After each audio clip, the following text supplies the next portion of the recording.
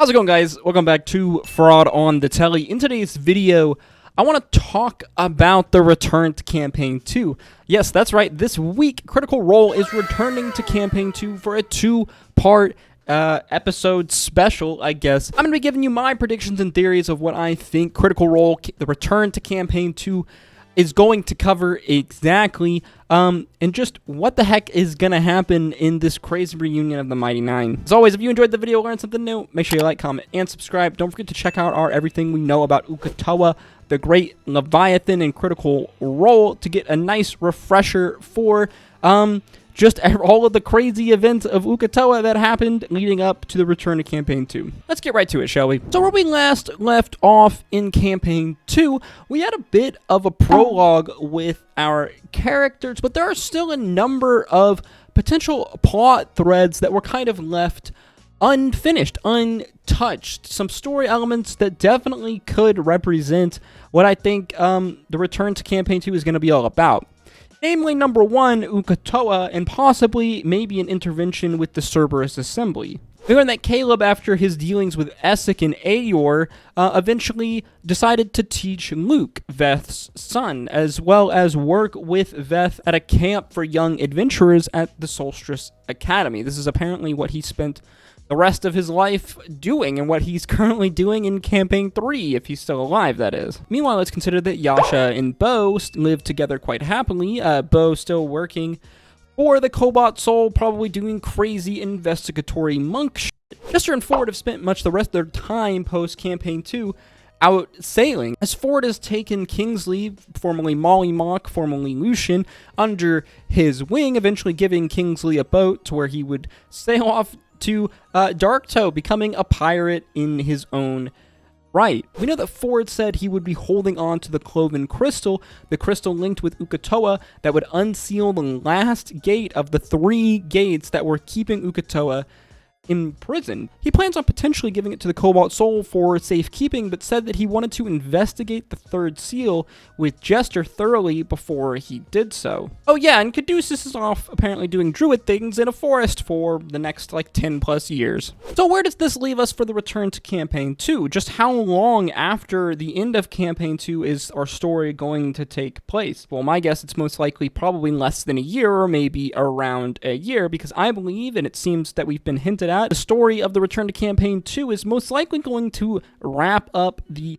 Uk'otoa arc, possibly with some influence of the Cerberus Assembly, or maybe a complete other Cerberus Assembly arc. As we know, the Cerberus Assembly are still up to no good, even after the defeat of many of the Cerberus Assembly baddies in Campaign 2. As we know, they're still very active in Campaign 3, stirring up some crazy stuff. The Uk'otoa arc, though, does make the most sense as what the main story element that wasn't wrapped up from Campaign 2 would be. We go over all the history of Uk'otoa in our Uk'otoa video, but we know that Ford, over the course of Campaign 2, with Avantika, unsealed 2 of the 3 seals using the Cloven Crystals that keep Uk'otoa trapped when he was trapped by followers of Zahir. It seems most likely to me then that this is what the story of the return to Campaign 2 is going to focus on. Now, this is a bit of meta-knowledge, we'll say. We know that this is a 2-episode part series, right? So only so much crazy stuff could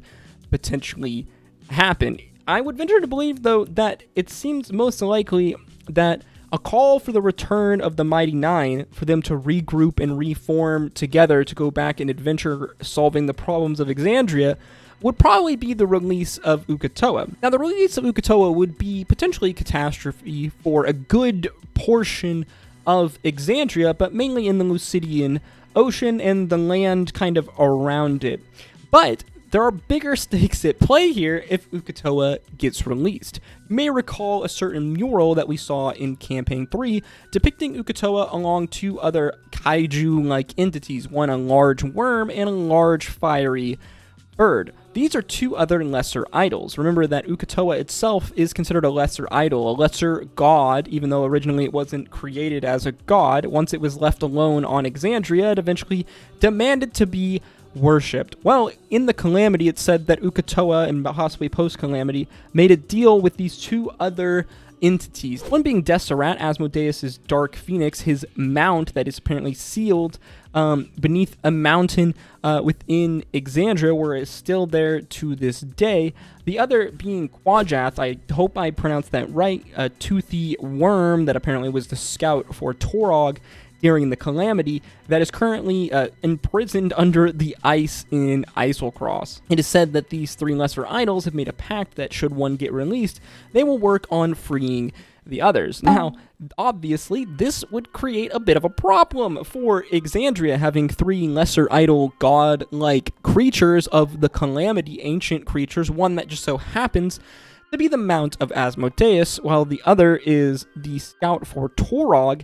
Yeah, that could cause some problems in Exandria, potentially leading to Betrayer God release. So then my theory then is that somehow Uk'otoa will be released. I saw some people theorizing that this possibly could be with some Cerberus assembly involvement. Only so many people know about Uk'otoa, let alone know about these cloven crystals. It's likely then that Uk'otoa will reach out to another person. As we know, Uk'otoa has great influence over the minds of people and can promise great reward, and is this close to being free. And Uk'otoa knows that Ford has the last crystal, presumably. So it only makes sense then that Uk'otoa could find someone, either manipulate or with promises of power, to do its bidding. It's possible that maybe even someone in the Cerberus assembly might be stupid enough, or maybe think that they are powerful enough to where they could potentially bind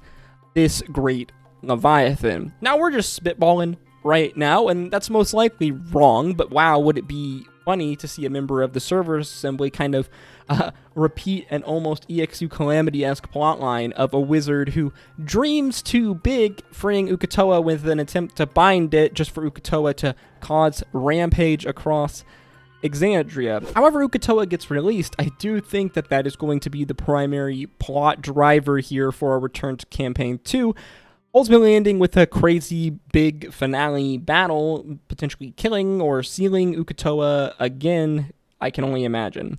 Like we said, there's just 2 episodes, so only so much crazy stuff can happen as well. We already have Campaign 3 with a storyline that's, already written, so only so much crazy stuff, I guess, could happen for it to make sense narratively. But maybe we're just thinking a little too deep now. Let me know in the comments down below, do you think that the return to Campaign 2 is going to focus primarily on the Uk'otoa arc, sewing up the Uk'otoa arc? Something else that I thought was interesting was Ford's motivation here. Ford is a very interesting character. We still don't really know what Ford's main motivation with the Cloven Crystal is. Why would he keep the Cloven Crystal? I mean, Ford willingly opened one of the seals of Uk'otoa to receive the power, saying that he had no plans of freeing Uk'otoa, but he was down to open almost all of them up until that point.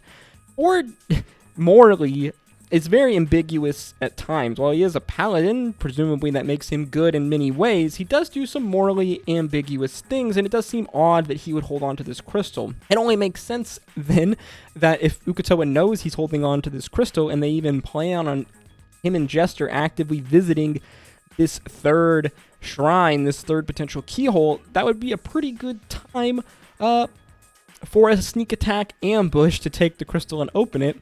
Or maybe we even live in a world for some reason Ford decides to release Uk'otoa. Now that doesn't seem likely, but I guess it is potentially possible, and it would make for a pretty crazy character twist. I don't know about you guys, but I'm pretty excited for the return to Campaign 2. I love the party dynamic of the Mighty Nein. It's absolutely hilarious, and I love their growth as characters and as a little family together from the start to the end of the campaign. I think it's one of the reasons why so many people fell in love with Campaign 2, was seeing all of this infighting and distrust eventually turn into this happy, dysfunctional, chaotic family. As well, like, Ford's one of my favorite characters. I love Warlocks. I love the Warlock Patron dynamic. I think it breeds amazing roleplay, and the Uk'otoa arc and those arcs with Ford were probably some of my favorite moments throughout Campaign 2, so I was always curious why this plot point just felt like it was just dropped after Avantika came back and died again.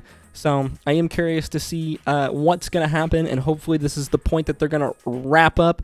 It is a little bit annoying, I will say, that because they tell us that it's 2 episodes, 2 parts, we can kind of roughly piece together where the story is going to go. And by that, I mean, like, they're going to face some big, imposing threat, most likely Uk'otoa, and that's probably going to finish off in a crazy combat. Though I guess it is still possible that one of the Mighty Nein could potentially die in this story here, even though they do have pretty good access to revivification magic. But hey, it is D&D, man. It is always an option, and wouldn't that be a crazy way to be a send-off for Campaign 2 if we somehow had a permadeath in that party in a little special return? Not saying I want a player character to die, but we gotta remember, guys, they're high level, and it seems like they're gonna be playing with some pretty big stakes, and we know that Matt's not one to pull punches at times. So, I guess we'll just have to see where the dice land, won't we? Let me know you guys' thoughts and your predictions for the return to Campaign 2 in the comments down below. Do you think it's going to be over Uk'otoa? How do you think Uk'otoa is going to be released? Are we going to see any elements potentially introduced or teased that have to do with Campaign 3? Who knows? As always, if you enjoyed the video, learned something new, make sure you like, comment, and subscribe. Don't forget to ring that bell, guys, so my videos go directly into your feed. You never miss any of our Critical Role content or all the other videos we do. As well, don't forget to go check out our The Story of Uk'otoa. What is Uk'otoa? The Great Leviathan video, which gives you all the deep lore and background of the calamity and everything we know about Uk'otoa up until, I guess, this point in the return to Campaign 2. As always, thank you for watching my video. I hope to see you in the next one. Stay safe out there, guys. Peace of Adu.